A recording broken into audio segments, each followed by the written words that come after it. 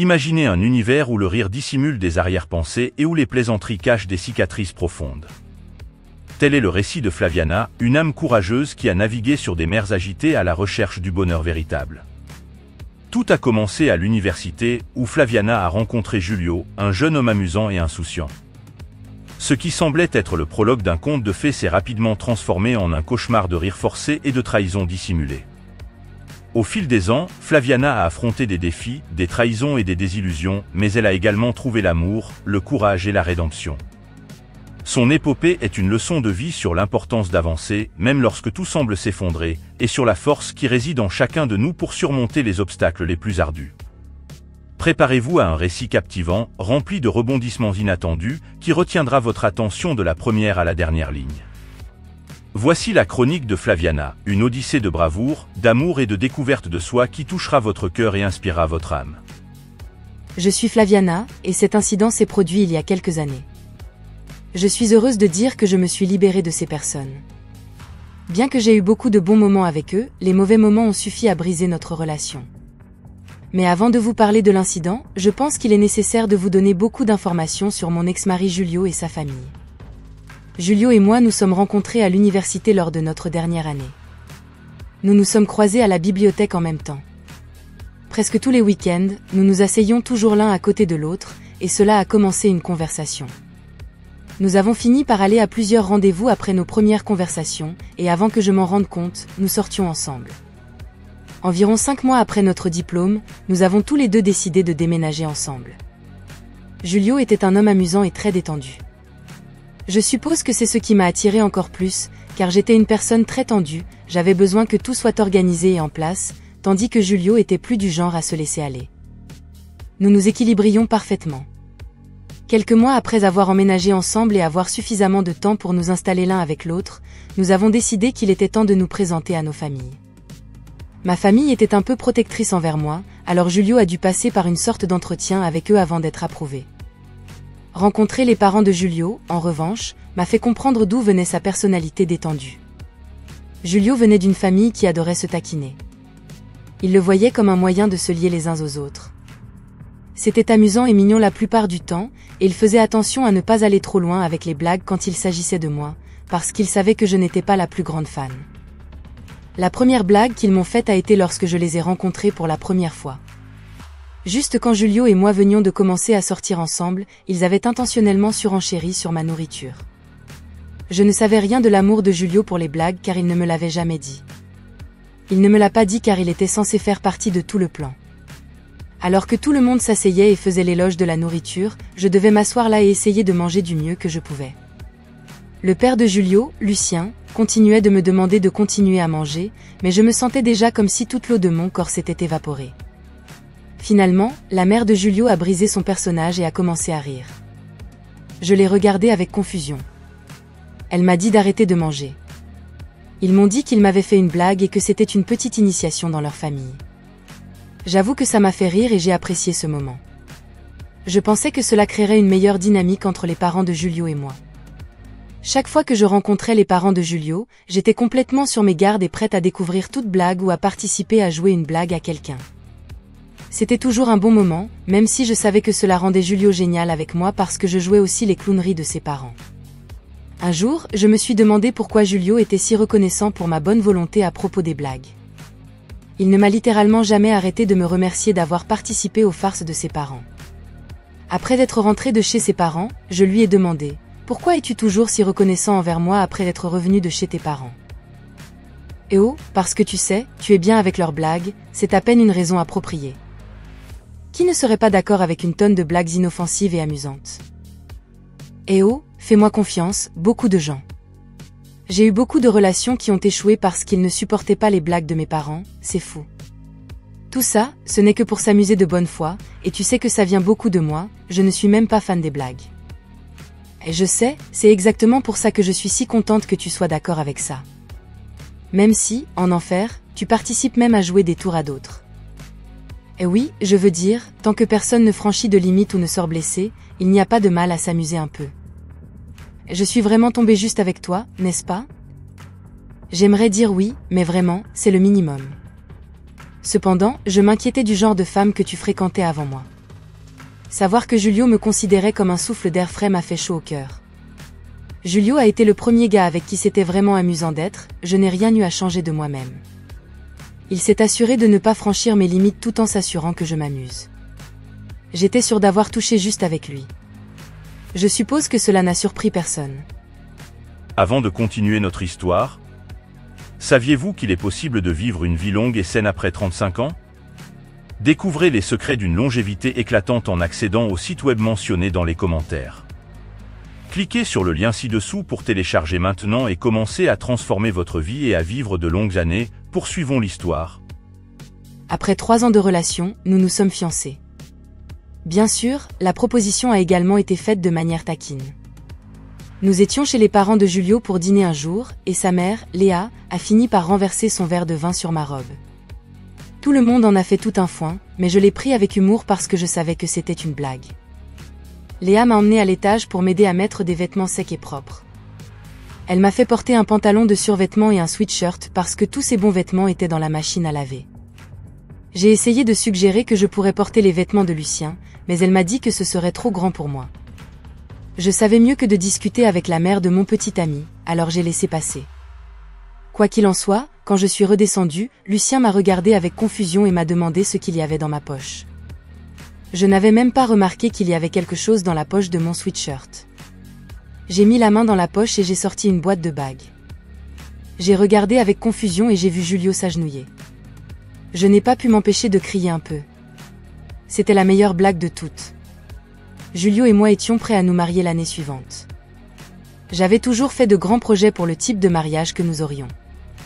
Et bien que j'apprécie les blagues que faisaient les parents de Julio, je savais que je ne voulais pas qu'il y ait de blagues le jour de mon mariage. Je voulais juste que ce soit une journée amusante sans que rien ne tourne mal, sans humiliation ni honte, juste de la joie à l'ancienne. Je savais que ce serait difficile d'en parler à Lucien et Léa par moi-même, alors j'espérais que Julio pourrait le faire. Bien sûr, j'étais aussi un peu anxieuse à l'idée d'aborder le sujet, mais c'était quand même 100 fois plus facile de lui parler à lui qu'à ses parents. Une nuit, avant de dormir, j'ai décidé de lui parler de ça. Eh bien, je dois te parler de quelque chose, c'est un peu délicat. Oui, laisse-moi te dire que, tu sais que j'adore ta famille et que j'apprécie pleinement la façon dont nous sommes à l'aise les uns avec les autres, assez pour nous faire des blagues. Même si je les aime beaucoup aussi, je ne veux pas qu'ils fassent de blagues à notre mariage. Quoi? Pourquoi? Je veux juste que nous ayons le mariage parfait. Mais, qu'est-ce qui est plus parfait que tout le monde qui rit? Il y a tellement d'autres façons de faire rire les gens sans que l'un de nous soit victime d'une blague. Eh oui, je suppose. Je ne pense pas que mes parents apprécieront beaucoup. Ils adorent faire des blagues, tu le sais. C'est pourquoi je voulais te demander si tu pouvais en parler avec eux. Et en aucun cas. Je ne veux pas faire ça. Ils ne vont probablement même pas écouter. Regarde, je sais que c'est un grand événement et que ta famille veut que ce soit grand et qu'ils reflètent qui ils sont, mais c'est aussi mon mariage. Je ne demande qu'une petite chose. Ce n'est qu'une fois et juste pour quelques heures. Je leur demande de ne pas faire de blagues. Et oui, je suis d'accord avec ce que tu veux. Aussi, je ne serai tout simplement pas celui qui dira à mes parents, tu dois le faire toi-même. Mais je te fais déjà une faveur en acceptant ce que tu veux, c'est maintenant ton devoir, tu le veux, tu le demandes. J'étais contrariée par la façon dont Julio réagissait. Je ne lui demandais pas de faire quelque chose de fou. Je ne lui aurais jamais demandé de demander quelque chose à mes parents qui les aurait contrariés. J'ai essayé plusieurs fois de faire parler Julio à ses parents après cette conversation, mais il ne l'a tout simplement pas fait. J'étais contrariée ce jour-là, mais comme je ne voulais absolument aucune blague le jour de notre grand jour, je savais que je devais parler à ses parents. J'ai décidé d'inviter Léa et Lucien à dîner un soir et de leur annoncer la nouvelle. Ils n'étaient pas contents. Ils ont essayé de me dire que je privais Julio de profiter d'une tradition familiale lors de son grand jour, mais je ne comprenais pas pourquoi elle devait avoir lieu un jour si important en premier lieu. L'ambiance entre les parents de Julio et moi était un peu tendue après cela. Ils ont accepté qu'il n'y ait pas de blague au mariage, et j'ai soulagé. Julio s'est aussi un peu éloigné de moi. Et même si j'ai continué à essayer de lui en parler, il n'a jamais voulu. À un moment donné, j'ai vraiment pensé que je devenais folle. Je veux dire, était-ce vraiment si grave? Étais-je une mauvaise personne? Je ne voulais pas compromettre mon mariage avant même qu'il ne se produise. J'ai décidé d'en parler à ma mère, parce que j'étais sur le point de céder et de dire à Julio que ses parents pouvaient faire ce qu'ils voulaient. Je suis allée voir ma mère parce que c'était la personne la plus rationnelle que je connaissais. Elle ne laissait jamais ses émotions affecter son raisonnement, et en plus elle avait été victime de certaines des blagues que la famille de Julio faisait. Et même si elle n'aimait pas ça, elle n'était pas non plus en colère. N'oubliez pas d'accéder au lien dans les commentaires et de télécharger votre exemplaire du livre numérique afin que vous puissiez avoir une vie pleine de longévité. Profitez en avant qu'il ne soit retiré. Depuis lors, je veux dire, s'ils font autant d'histoires à ce sujet, ils ne peuvent pas avoir quelque chose de bien prévu. Ils devaient avoir prévu quelque chose de grand et embarrassant, non? C'est ce que je pensais, et je parie que c'est toi qui te sentirais humilié. Donc je ne pense pas que tu aies eu tort de le demander. Continue juste à essayer de parler à Julio, je suis sûre qu'il comprendra. J'étais reconnaissante que ma mère ait clarifié mes pensées, ça m'a fait sentir que j'étais vraiment saine d'esprit et que je ne devenais pas folle. J'ai suivi son conseil de parler à Julio correctement. Et bien qu'il ait fallu quelques jours pour qu'il se décide vraiment à me parler, il a commencé à me parler correctement. Bien qu'il restât un peu distant, j'ai pensé que c'était le mieux que j'allais obtenir, parce qu'il devait probablement se sentir très mal de ne pas pouvoir continuer une tradition. Environ 2 semaines avant le mariage, cependant, Julio a soudainement commencé à bien me traiter. Il est redevenu son moi joyeux et insouciant. Bien que j'étais contente de le retrouver tel qu'il était, j'étais inquiète que ce changement soit survenu parce qu'il me cachait quelque chose. J'ai essayé de lui demander ce qui se passait, mais il a continué à assurer qu'il n'y avait rien et qu'il avait finalement accepté ce que je lui avais demandé. Bien que tous mes instincts crient que Julio mentait, j'ai décidé de laisser passer parce que j'avais des problèmes plus importants à régler. Le jour de notre mariage, tout s'est déroulé comme prévu. La cérémonie était magnifique et j'ai beaucoup pleuré plus que je ne l'aurais dû. Julio a également versé quelques larmes en marchant vers l'autel, c'était vraiment un moment mémorable. Ensuite est venue la réception. Bien qu'elle ait bien commencé, elle ne s'est pas terminée ainsi. Quand est venu le moment de couper le gâteau, Julio et moi nous sommes dirigés vers la table où se trouvait le gâteau. Alors que j'allais couper le gâteau, Lucien s'est approché, a pris un morceau de gâteau et l'a jeté vers Julio et moi. Ensuite, Julio et Léa ont également pris des morceaux de gâteau et les ont jetés dans ma direction. J'étais choquée, les invités autour de moi sont restés silencieux, tandis que Julio et ses parents riaient aux éclats. Je leur avais explicitement dit de ne pas faire ça, et ma mère avait raison, j'étais celle qui était humiliée. Julio a remarqué les larmes qui se formaient dans mes yeux et a essayé de me parler, mais je suis sortie de la salle. Il m'a suivie et a attrapé ma main pour m'arrêter. « Chérie, qu'est-ce qui se passe ? Est-ce tout sérieux ? Me demandes-tu vraiment ce qui se passe ? Regarde, si tu te soucies du gâteau, il y en a un autre qui nous attend dehors. » Ça m'est égal au gâteau, Julio, je vous ai demandé de ne pas faire une chose et c'est exactement ce que vous avez fait. Allons, calme-toi, c'est juste une petite blague. Ça m'est égal, tu as agi dans mon dos pour faire ce que je t'ai demandé de ne pas faire. De plus, tu as décidé que la blague parfaite était de m'humilier complètement et de gâcher ma journée. Et, pour être tout à fait honnête, mes parents ont imaginé la blague, j'ai juste suivi le mouvement, c'est ton problème, tu savais que je ne le voulais pas et pourtant tu as laissé tes parents le faire. Tu ne voulais pas annoncer la nouvelle à tes parents. Alors je leur ai dit de ne pas faire de blagues, le moins que tu aurais pu faire était de le faire dans mon dos. Pourquoi agis-tu comme un gamin pleurnichard pour ça ? Tu n'as jamais eu de problème auparavant, tu es impossible. Je suis partie furieuse après ça et je suis allée chez ma mère, heureusement, sa mère gardait toujours la clé de rechange sous un pot de fleurs à l'extérieur de la porte d'entrée. Je suis entrée dans la maison, j'ai enlevé et les vêtements collants du gâteau et j'ai pris une bonne et longue douche chaude. Je ne pouvais pas croire que Julio ne comprenait même pas à quel point ce qu'il avait fait était mauvais. D'accord, honnêtement, à part la blague, j'avais dépensé beaucoup d'argent pour la robe et le maquillage, il l'avait gâché en un instant et je n'avais même pas pu avoir les photos parfaites de nous deux. J'étais furieuse à l'intérieur et je savais avec certitude que je ne voulais pas voir Julio et surtout ses parents pendant un certain temps. Ma mère m'a réconfortée pendant le reste de la semaine, elle m'a dit que la fête de mariage s'était pratiquement éteinte après cela, et Julio et ses parents avaient reçu beaucoup de critiques de la part des invités. J'étais heureuse d'avoir au moins des gens qui me soutenaient. Julio a continué à essayer de me contacter pour s'excuser, et j'ai finalement répondu après une semaine à l'ignorer. Nous nous sommes retrouvés à dîner et nous avons parlé des choses pour la première fois. J'ai vu à quel point Julio était dévasté, il avait l'air vraiment désolé et il m'a promis qu'il ne permettrait jamais qu'une telle chose me soit à nouveau arrivée. J'étais satisfaite des excuses de Julio, alors je lui ai donné une deuxième chance. Cependant, ses parents ne m'ont pas contacté avant 2 mois. Je ne voulais vraiment pas leur parler, mais ils ont présenté des excuses. J'ai décidé que 2 mois, c'était déjà trop long pour leur en vouloir, alors s'ils faisaient un effort pour réparer notre relation, je leur donnerais une chance. Léa et Lucien ont vraiment fait des efforts, ils ont commencé à organiser des dîners chez eux à nouveau et les blagues ont été suspendues pendant un certain temps. Ils m'ont également présenté des excuses sincères, et je les ai pardonnées. J'étais toujours très prudente avec eux quand il s'agissait d'événements importants, mais ils m'ont montré avec le temps qu'ils avaient changé. Environ 2 ans après que Julio et moi nous sommes mariés, j'ai obtenu une grande promotion. Comme j'avais beaucoup d'argent supplémentaire, j'ai décidé de nous offrir un cadeau à Julio et à moi.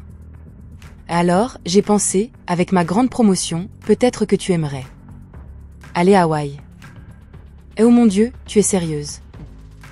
Oui, bien sûr, nous avons travaillé très dur ces dernières années et je pense que nous méritons une bonne pause luxueuse. Ça a l'air incroyable, es-tu sûre de vouloir dépenser ton argent pour ça? Et bien sûr, pourquoi pas? Je ne sais pas, nous pourrions l'utiliser pour économiser pour une maison. Et j'ai déjà mis de côté de l'argent pour ça. Ce voyage sera fait avec l'argent supplémentaire qui me reste. Et oh, waouh, eh bien sûr, mais qu'est-ce qui ne va pas? Alors, mes parents ont été un peu courts d'argent et n'ont pas pu partir en voyage ensemble depuis un certain temps. Penses-tu qu'il serait possible de les inviter aussi? Je ne sais pas, je voulais que ce soit juste nous deux. Je te promets, ils resteront de leur côté, nous laisserons seuls et nous permettront de nous amuser, nous n'aurons juste qu'à leur donner un peu d'argent à dépenser. Et d'accord, ça peut se faire, mais dès qu'ils feront quelque chose de mal, je les laisse là-bas, je te le jure. Non, ils ne feront rien de mal. J'étais très sceptique quant à ce que Léa et Lucien se joignent à nous parce que la dernière fois que j'ai eu un événement coûteux, ils l'ont ruiné, et Julio s'est mis de leur côté. Je ne voulais pas qu'ils fassent quoi que ce soit pour gâcher le voyage, alors j'ai décidé de prendre quelques mesures de sécurité. Environ 2 jours avant notre départ pour Hawaï, Lucien et Léa sont venus séjourner. Notre lieu était beaucoup plus proche de l'aéroport et nous ne voulions pas être en retard. Tout semblait normal, nous étions tous excités par notre prochain voyage et nous ne pouvions pas arrêter d'en parler. J'ai pris soin de préparer les affaires de Julio et les miennes la veille du vol, je leur ai donné à chacun leur billet et leur passeport. Aucun d'eux n'a vérifié le contenu de ce que je leur avais donné, ce qui était bien parce que je leur avais donné seulement des billets aller simples pour Hawaï. Si l'un d'eux essayait de me doubler, il pourrait se débrouiller pour rentrer, car c'était la haute saison des vacances et les prix des vols étaient exorbitants. Ah, l'ironie est incluse, je savais qu'ils n'auraient pas l'argent pour revenir. Ils devaient donc vraiment se comporter bien s'ils voulaient passer de bonnes vacances et rentrer chez eux. Je me suis endormie cette nuit-là en étant très excitée par le voyage. Cependant, quand je me suis réveillée, Julio n'était pas à mes côtés, c'était étrange parce que Julio ne se réveillait jamais avant moi, je suis toujours celle qui doit littéralement le tirer hors du lit. J'ai marché dans la maison et tout était complètement silencieux. Je suis allée dans la chambre d'amis et elle était vide. Aucun des bagages emballés, sauf les miens, n'était là. Alors que je retournais dans ma chambre pour appeler l'un d'entre eux, j'ai vu une note collée sur la porte. La note disait « Regarde qui a été victime d'une blague encore une fois ». Je veux dire, ça m'a surpris, mais en réalité, ça ne m'a pas surpris, cependant, j'étais triste. Je pensais vraiment que nous avions quelque chose de bon pendant un moment. Je croyais que nous avions changé pour le mieux, mais clairement ce n'était pas le cas. Julio et ses parents ne trouvaient de la joie qu'à me gâcher les choses importantes, et cela n'allait pas fonctionner. À ce moment-là, j'étais très contente d'avoir sécurisé mon plan. J'ai attendu d'être sûre que les 3 avaient embarqué dans le vol et étaient arrivés à Hawaï avant de les appeler. J'ai essayé d'appeler Julio et Lucien, mais aucun des deux n'a répondu. J'ai finalement appelé Léa, et elle a répondu « Bonjour, regarde qui s'est finalement réveillé. » Ne tente même pas ça. Pourquoi êtes-vous parti sans moi? Vous auriez pu me réveiller. Ce n'était qu'une blague, Flaviana, calme-toi. Comment avez-vous pu partir en voyage que j'ai planifié sans moi? C'est juste cruel. C'est la deuxième chose que vous sabotez. Eh oh, grandis, Flaviana, c'était juste une petite blague que nous t'avons faite. Tu peux réserver un autre billet et venir. Et en fait, tu sais quoi? Tu es tort. Ne me dis pas que tu vas faire tout un scandale pour ça et que tu ne viendras pas du tout. Ne sois pas une enfant. Eh bien, oui, mais je ne suis pas non plus celle qui a été victime de la blague, c'est toi. Que veux-tu dire? Pourquoi ne vérifies-tu pas ton sac pour voir le billet?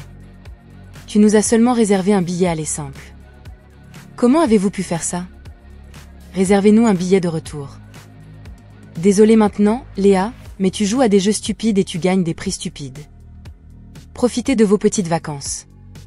Oh, et dis à Julio que je vais divorcer de lui pour l'instant. Je ne sais pas ce qui leur est arrivé à tous les trois ensuite, ou comment ils ont réussi à rentrer, mais quand ils l'ont fait, j'ai envoyé les papiers de divorce à Julio. Il a essayé de me contacter et m'a laissé des centaines de messages vocaux, de la colère à l'abandon, en me suppliant de rester avec lui. Je savais que je ne voulais rien avoir à faire avec lui parce qu'il m'avait prouvé que je ne pouvais pas lui faire confiance. Depuis lors, j'ai continué sans Julio, j'ai appris à vivre par moi-même à nouveau et j'ai appris l'importance de m'assurer que mes limites sont toujours respectées. Et c'est quelque chose que tout le monde devrait apprendre, famille ou pas. Les limites sont des limites et doivent être respectées. Ne vous laissez pas berner. Après avoir envoyé les documents de divorce, j'ai décidé de faire avancer ma vie. Malgré la douleur et la trahison, j'ai compris que je méritais plus qu'une vie remplie de déceptions. Dans les mois qui ont suivi, je me suis concentrée sur moi-même, sur ma carrière et sur le fait de m'entourer de personnes qui me soutenaient vraiment. Finalement, j'ai rencontré quelqu'un de nouveau. William était tout ce que Julio n'était pas, gentil, attentionné et respectueux. Avec lui, j'ai redécouvert ce que signifiait être vraiment aimé. Nous nous sommes mariés lors d'une cérémonie intime et belle, entourés d'amis proches et de membres de la famille qui nous appréciaient vraiment. Bien que ma relation avec Julio et sa famille soit restée dans le passé, j'ai toujours emporté avec moi les leçons que j'avais apprises. J'ai appris à établir des limites claires et à ne pas me contenter de moins que ce que je méritais. Et surtout, j'ai appris que le véritable amour ne consiste pas à faire des blagues aux dépens des autres, mais à se soutenir mutuellement et à construire un avenir ensemble basé sur le respect et la confiance. Aujourd'hui, William et moi sommes heureux, construisant une vie pleine d'amour et de respect mutuel. Et bien que le chemin pour en arriver là ait été difficile, je suis reconnaissante pour chaque expérience, car elle m'a aidée à devenir la personne forte et sûre que je suis aujourd'hui. Notre mariage avec William a prospéré, renforçant chaque jour notre connexion et notre amour mutuel.